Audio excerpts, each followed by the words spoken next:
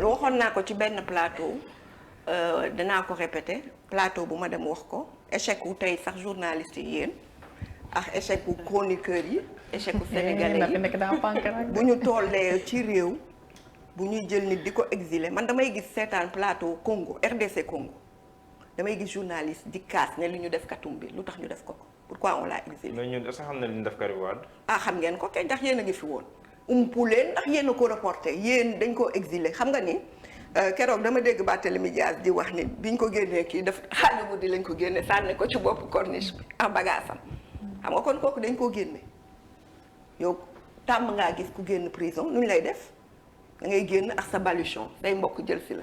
ñun nag jour boobu yàlla def mi ngi Qatar nekkul si kaso. non may ma mi ngi communiqué ak ñi mu bëgg a communiqué. waaw may ma expliqué la génn pour sénégalais yi xam Karim Wade jour boobu man j'y étais dañu jékki-jékki ñu coupé internet fay lamp yi dégagé ñu booru foofu noonu. kon yéen amoon ngeen information que dinañ ko gracier mu génn si waxtu bi mu war a génn. non le jeudi d'avant vous rappelez-vous tout le monde disait que jeudi d'avant lay génn.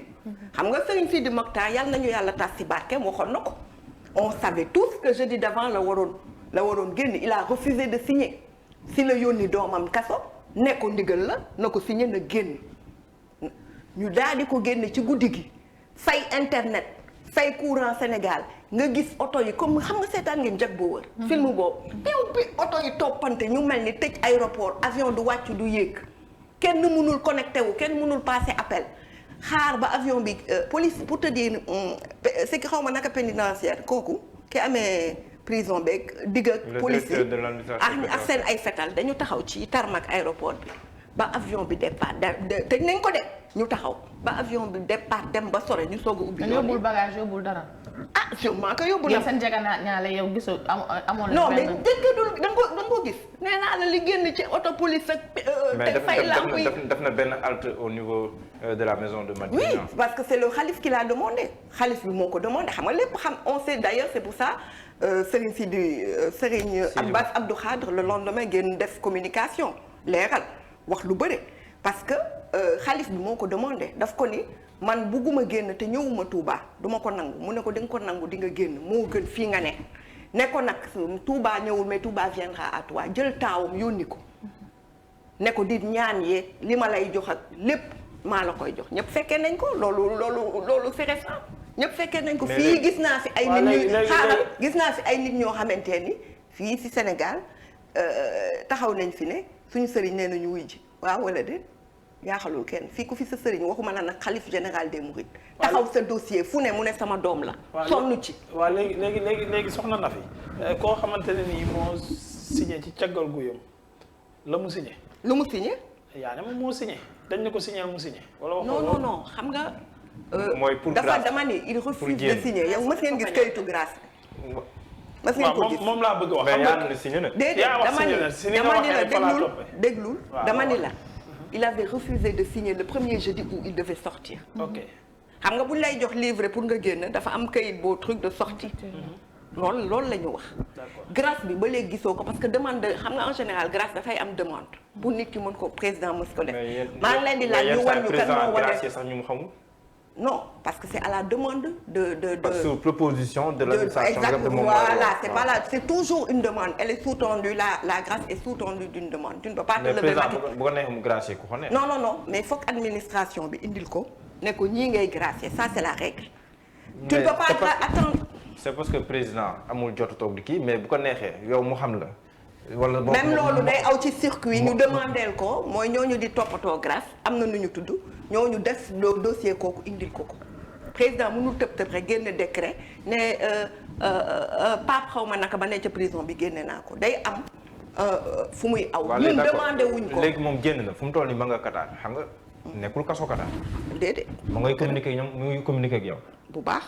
kon ma ngay communiquer ñam bëgg a communiquer. bu baax lan moo tax moom du communiquer sur le côté. parce que moom moo xam agenda am. il communique pourtant lu xew. kon bu nekkee exil tam nekkul exil forcé. pourquoi. am nga possibilité communiquer bu nekkee da laa exil am nga. ñaata yoon la bind. wala ça vous intéresse pas ñaata yoon la bind. yegg na bind Karim demal page yaa amul luy xew Sénégal te du ci exprimer wu. waaw mais mosu ñoo leeral sur le côté Qatar. leeral na ko ca premier ba bind na ko. yéen kañ da ngeen wala yéen xanaa da ngeen bees ci kii non soxna na fi yow li nga bëgg. lettre yu média yi def ko média yi duñ ko def yow. moo ko bind. maanaam même bu nekkee moom ça pour que kenn exilé ko. bu nekkee comme ni ngay waxee nii ça pour que kenn exilé ko moom moo fa nekk si tigalu buy boppam moom moo fa bëgg a toog. mais Mamadou Lem Mohamed comment tu peux dire des trucs ku ñu exilé doo wax. kon de Yasser Arafat ak ñoom Alassane Ouattara mii daan ñëw fii Sénégal ak ñoom Alpha Condé nekkoon exil ak ñeneen ak ñoom Katumbi kon. ñoom il ne peut pas rentrer au pays. non je pense pas pour le moment. Pourquoi? Ça on a confisqué son passeport. Ça je peux pas vous dire je peux pas aller plus loin mais ñu ngi ko dina réglé wu. en 2024. voilà ça c'est sûr 2024 moom bu kiiwul bu yóbboo ñun ñëpp ñu bàyyi politique. 2019 am na ñu waxoon ne day ñëw. waaw man bokkoon naa ci ne ñu ne woon nañ ñëw waaye li xewoon 2019 xam nga ndeysaan ñun journaliste dañoo xaw a contre ñu bëri mais ñëpp fekkee nañ C25 la ñu àndoon coalition bu tudd C25 ñu nekk fii kër Pape Diop yéen a ngi koy fàttaliku ngeen ñëw yéen ñi ñëw ngeen fa est-ce que waxuma seen micro yi ñëw ngeen ñu ne dañuy solidaire les 25 partis dañuy solidaire collégialement ñun ñëpp duñu dem élection damay dégg ñu naan Wade demul 2019 moo saboté ñun la ñu trahir mu ni ñu ni C25 taxaw na ñun ñëpp de manière solidaire communiqué bi jot ngeen ko duñu dem élection on va bloquer les élections en solidarité à Khalifa Ababacar Sall en solidarité à Karim Wade et en solidarité au recalé du parrainage Macky Sall li mu bëgg nekk def mënul nekk ñun ñëpp ñu signé ndoo ko ñu ne loolu mooy xew kenn du dem élection ba ñu ne nañ commencé def les comités de quartier pour bloquer les élections ñun ñu jàpp loolu Ablaye Wade boobu mi ngi Doha jóge Doha dem Paris préparé bagaasam déggoon ngeen yéen Seneweb seen kii bi encore yéen a ko bindoon ne am na ay bagaasu Karim Wade yu commencé ñëw parce que il fallait lutter bloquer ne ñëpp bokk ñun luñ ci am ñun daal dañu toog rek jékki-jékki gis ñett ñi ñu recalé wu dem di campagne qui a été trahi ñun après Sénégal ñëpp ñu ñëw nag dem yoon ku ne di seet Ablaye Wade jàppaleel diw jàpp mu ne jàppale wu ma kenn c'est nous qui avons été trahis parce que ce qu'on voulait c'était lutter ensemble pour bloquer les élections ba Macky Sall remettre tout le monde dans le jeu ma ngoog pour ñëpp nekk dans le jeu mais c'était une décision collégiale C25 naa leen yónnee waat seen WhatsApp ba léegi dama denc communiqué bi ak vidéo yi léegi yéen da ngeen fas yéene àndal ñi nga xam da ngeen jàppoon ne da leen a war ak ñi jàppoon ne duñu mës a ànd ak yéen parce que bu ñu àndee ak yéen day mel ni ñoo leen gën a yées ànd boobu ànd bu la waaw xam nga dañu nekk ci réew moo xamante ni dama gëm ni fu Macky Sall ma ne ànd ak ñi mu àndal ak waa kër Tanor ak lettre yu mu leen bindoon ak waa kër Mamadou Dia lam ko yokkoon xas ko ba mu ràpp ku day ni Mamadou Dia ba Ablaye Wade ne ko lii bu ko def ànd ak Moustapha Niass ñoom ñoo ni woon mooy tëbbu opposition bi bu mu ne ànd ak waa kër socialiste yi opposition bi war a réaliste nous avons été contactés par Yewwi via Mamadou Lamine Diallo au dernier moment sur une proposition qui nous semble novatrice qui est tellement novatrice que ça fait peur ils cherchent à bloquer des parrainages wala pour du am qu'est-ce qui se passe quand tu regardes aujourd'hui sur les départements nous n'allons pas en réelle alliance puisque ku nekk da ngay garder sa liste nationale on sait dañu séddoo département yi ñu ni département bi yii nii Yewwi moo koy couvrir mais si liste Yewwi day am waa wàllu couvrir yeneen département yi ci liste wàllu day am waa Yewwi donc collégialement la ñuy dem ce qui fait que par exemple sur Dakar tout PDS wàllu du am totalité cette du am bulletin il y aura pas de bulletin de wàllu à Dakar il y aura que les bulletins de Yewwi et tous les membres de wàllu du PDS de Tekki vont voter pour la liste de Yewwi. Dakar kan si yéen moo nekk si liste Yewwi. Jo Sarr. benn ngeen si am.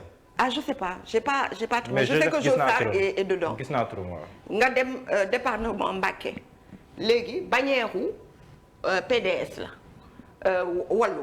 pardon je dis PDS bannière-u wàllu. mais juumoo loolu. ah juumoo. waaw ba tey bannière-u wàllu moo ca ne ci biir itam y a les membres de Yewwi donc waa Yewwi du ñu am liste foofu est-ce que vous comprenez parce que aujourd'hui quand vous faites l'addition de plusieurs départements au sortir des élections da ngay rendre compte ni bu ñu boolee bu ñu additionné dañuy raw pouvoir moo tax nag gis nga leen depuis 2 jours il panique ña ngay wax seen génne ay expert électoral ñuy wax ak ñu ne leen ñu ñuy dem élection 78 ba tey ngeen ñuy wax nu ñuy demee naan ñu ndax lii mën naa nekk mënul ne donc ñi ngi boobu ba léegi waa APR ngi wax ak seen ay ñoñ parce que lii kenn xalaatu ko woon ce qui fait que 119 députés moo am ci département yi par liste nationale je pense c'est 60. waaw parce que 165 la boo si génnee 119. waaw kon liste des mooy nekk si national. 119 tey si tu remportes un maximum de départements tu peux aller à l'Assemblée nationale avec une bonne majorité qui dira non aux lois scélérates de Macky Sall suñu ko bëggee jàllale. donc loolu ça fait paniquer. Au niveau du Parti démocratique sénégalais kan moo validé cette entente là avec Yewwi Askan Wi Maître Abdoulaye Wade wala Karim Wade. Non, c'est toujours le président Wade. Ñun amul il y a que le président Wade qui peut engager le parti. lan moo tax ñu siy mere Karim Wade lan moo tax kon ñiy démissionné seen parti yéen di pointer du doigt Karim Wade. toujours depuis toujours parce que c'est plus facile xam nga tey boo génnee attaqué Ablaye Wade Sénégal du ñun de bu boobaa laajal ñu ko essayé foog ñu ñoo amoon doole ci réseaux sociaux yi koo ci tudd Ablaye da ngay gis ñoo xam ne xamoo fu ñu jóge xamoo sax ni ñu ngi ci réseaux sociaux yi ñëppay jug parce que quand tu vas attaquer Ablaye Wade mais ça passe pas dans notre culture les Sénégalais l'acceptent pas xam nga ni day wax xatt ci yow ñëppay génn di la tirer donc qu'est-ce que tu fais par ricochet tu attaques Karim c'est plus facile il y a beaucoup de choses moi que j'ai entendu dès le départ moi j'étais au cœur je sais que Karim parfois yenn yëgul sax am na ñoo xamante ni dañuy attaquer Karim man maa ngi ak mail yoo xamante ni Karim a ngi doon plaider en leur faveur xam nga ñu jiñ ko parce que duñu ñeme attaquer le président Wade himself dañu naan Karim la en indexant Karim ne peut pas faire tout ce mal là à tout le monde nañu waxante dëgg y a des choses yoo xamante ne parfois sax du ko yëg te Karim il travaille comment parce que il est chargé des orientations c'est quelqu'un da lay jox bu baax booy liggéey sa gëdd parce que dafa xam ne nommé wu la sa gëdd da lay jox bu baax da lay may marge de manœuvre est-ce que vous comprenez c'est Mayoro par exemple qui a négocié beaucoup de choses sur beaucoup de choses par exemple sur certaines négociations moi je suis pas forcément d'accord parce que quand on fait le cumul des gens qui sont sur notre liste on devait avoir plus mais on ne voulait pas s'aborder cette coalition là on a accepté le PDS a accepté beaucoup de choses yoo xam ne parce que il était important qu'on fasse tout pour réussir cela. Est-ce que nekkul pour les woon Sénégalais une manière pour le PDS de mettre la pression sur le président Macky Sall pour que mu réhabiliter Karim Wade même bu nekkee yéen procès ngeen di laaj mais mu réhabiliter ko ngir en de perspective de 2024 mën a contrer ku mel ni Sonko est-ce que nekkul une sorte de pression boo teg. Vous savez moi quand je lis par exemple je vois souvent les Sonko attaquer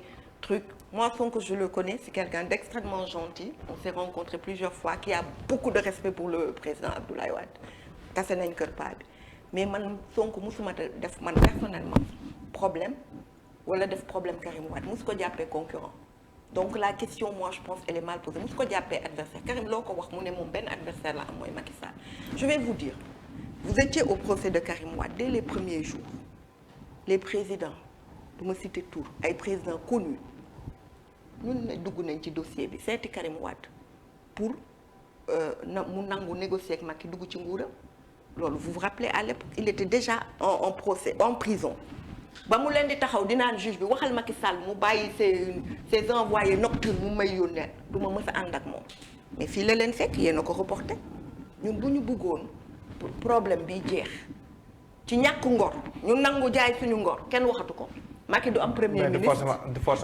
forcément jaay ngor. non mais mbiru politique la même pour les mbiru politique instant ni Karim Wade fii ñuy wax nii ba nii Karim Wade mënut a nekk candidat Sénégal. je vais vous dire une chose Mohamed Diallo y a des gens qui ont des valeurs tant que ñi ngi gëmloo ni boo wàccewul je vais vous donner une anecdote Karim benn jour dañ doon wax ma ni ko mais Karim j'ai entendu le Bara Dolly bu ndaw mu ne oui waaw foog ñu nangu amnistie bi Karim ne ma man duma nangu amnistie dama am droit 16 procès la condamné loo état Sénégal ñoom seen gagné li ñu gagné c'est à consommation locale génnul frontière mu ne ma man duma nangu loolu mu ne ma c'est pour la postérité et le nom que je porte mu ne ma dama wax sama ay doom même si c'est de bu ma dundatul nañ continuer lii ba ñu setal sama nom sama tur nañ setal le nom Wade même su ma dundatul te loolu laa bàyyil comme héritage à mes enfants mu ne ma c'est une question d'honneur et de dignité parce que je n'ai pas pris un franc des Sénégalais te ñoom xam nañ ko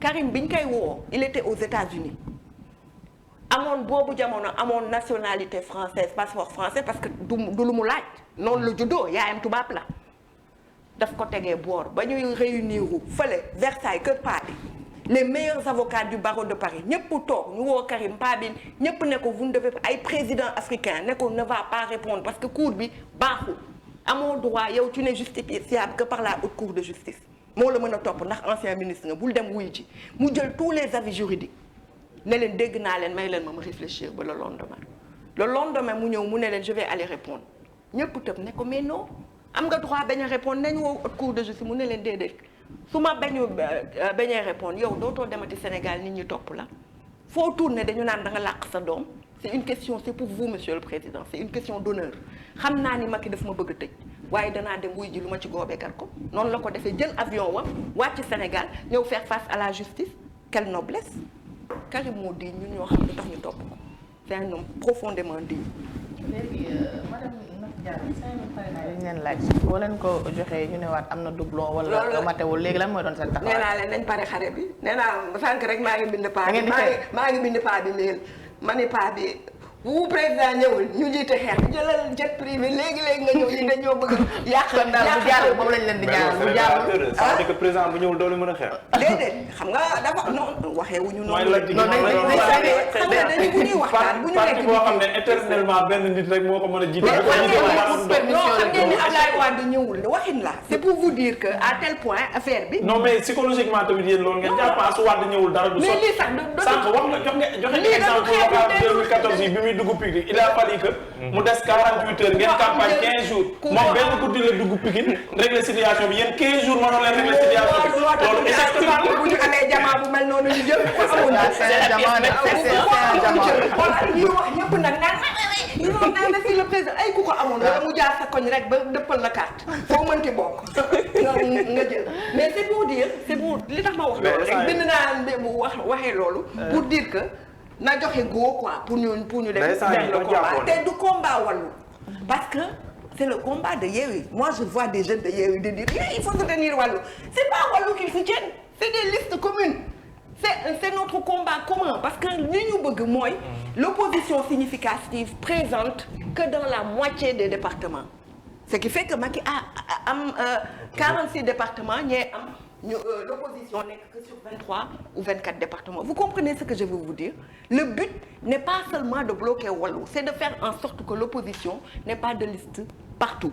Pour nga xamante ne fu ñu nekkul Wallu bu ñu nee ni que rejeté nañ ko fu ñu nekkul c'est des listes mixtes de Wallu et de Yewwi la ñu rejeté.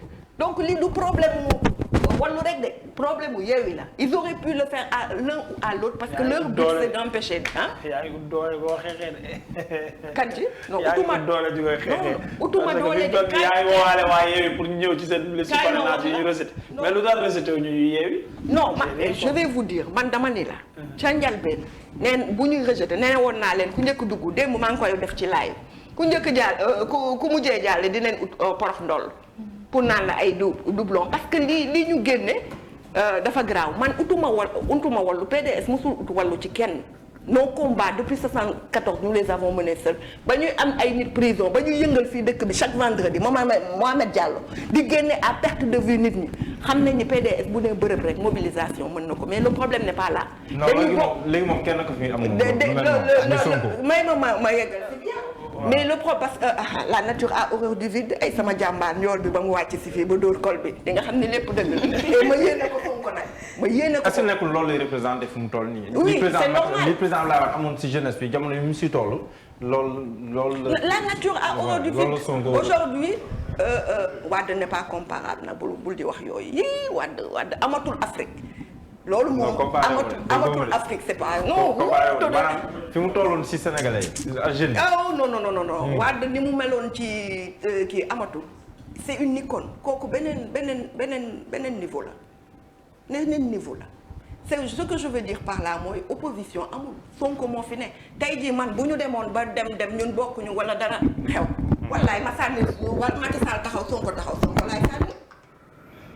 Il a éliminé Khalifa Sall, il a éliminé Karim Wade, il a éliminé tout le monde. Sonko fi sax. C'est-à-dire tey jii même ñu àndul ak moom dañ koy voter c'est-à-dire il engrange aujourd'hui la sympathie des Sénégalais parce qu'il représente l'opposition puisqu'il a éliminé toutes les forces politiques, les représentants des forces politiques. Mais donc du woote wàllu de mais dama xam ne ñoo bokk liste yi tey jii bu ñu dindee c'est ça, il faut que les gens comprennent que c'est des listes communes. non mais waa wàllu bu ñu wootee wàllu sax garaaw. bu ñu woote wàllu. merci beaucoup madame Nafi Mohamed bu fekkee amoo beneen laaj ñu daal di yëkkati parce que les 10h17 may ma wax ak DGE Macky Sall bu leen yónnee yéen xam leen ni fonctionnaire de l'État ngeen wala c'est kooku noonu ancien procureur CREI yi nga xam ne ñun lay bañ a gis nu mu tudd nekk ministre de l'Intérieur di bloquer nit ñi Antoine Félix Diome xamal lii duñ ko nangu parce que l'opposition significative n'ira pas sur une moitié du territoire sénégalais. On va aller sur les 46 départements en alliance avec Yewwi conformément ak lu ñu décidé te dinañ jël le maximum de départements sinon il y aura pas d'élection, je peux vous l'assurer. loolu duñ ko nangu. merci beaucoup madame Nafi Diallo di la jaajëfal bu baax a baax di fàttali ne moom moo jiite li nga xamante ne nii moom mooy communication digitale bu parti démocratique sénégalais. communication interne digitale porte-parole adjoint. ok communication interne la kon donc ci biir parti bi la yem. ak digital ak digital. communication interne et digitale. ok am na adjointe. ok adjointe porte-parole bi. kon virgule la. waaw communication digitale virgule.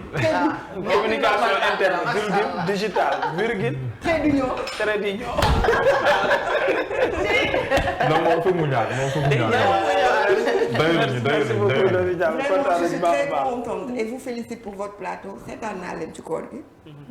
seetaan naa leen lu bëri. et félicitations. yàlla nañ dem ba nekk ay télé. ngeen couvrir tout le continent et même l'international. C'est bien, j'adore quand je vois des jeunes, que c'est des jeunes qui sont ñoo amee primeur bi benn moment partout effectivement il faut aller vers l'alternance, la transition générationnelle. li ngay wax ni yor naa benn xeer mais temps bi moo ñu ko may. non laa bëggoon a wax li ngay wax nii lu baax la mais bu ngeen ko defoon ci parti bi. mu ngi doon ñëw de. ñu nekk ci jaayum carte pour dem congrès. parce que ku mel ni man li ma bëgg mooy def Karim Wade secrétaire général man mooy sama candidat keneen na mën na tàllal loxo mais man secrétaire général national bu ñuy remplacer Ablaye Wade man Nafi Diallo Karim Wade mooy sama candidat may sa coro di ko jox saag baabu. dara waat di njàng dara waat di njàng. bon njëw la dafa tubaab quoi.